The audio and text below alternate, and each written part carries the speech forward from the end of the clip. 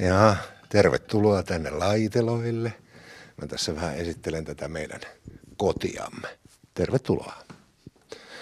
Tässä saavumme Laiteloiden eteishalliin, jossa säilytetään vaatteita ja Ismon kuuluisaa nahkatakkia, joka on ollut hänen päällään jo 25 vuotta melkein.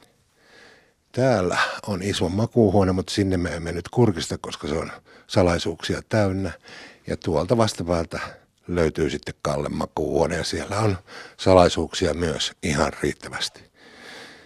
Tästä siirrymme pikkuhiljaa tänne Ismon olohuoneeseen, jossa on sohva, jossa loikoillaan ja kerätään voimia, katsotaan televisiota ja luetaan lehtiä. Ja siellä lipaston päällä on Ismon rakkaan tyttären Miian kuva. Ja jos siirrymme tästä tätä olohuonetta eteenpäin, niin tulemme Ismon kirjaston kohdalle. Ismohan lukee tosi paljon, muitakin kuin kalastuslehtiä. Ja siellä on maailman kirjallisuutta laidasta laitaan.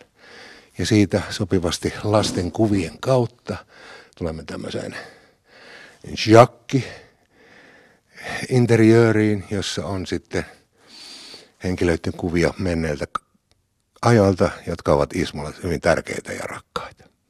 Siinä on Seppoa ja nehän on tuttuja hänen lapsiaan. Ja tästä siirrymme sitten Ismon keittiöön, jossa syntyvät ne maankuulut Ismon makkaravoileivät. Ei parempaa ole. Ja tässä tulikin jo vähän nälkä, että taidaanpa mennä hakemaan tuolta jääkaapista yhden. Hei hei!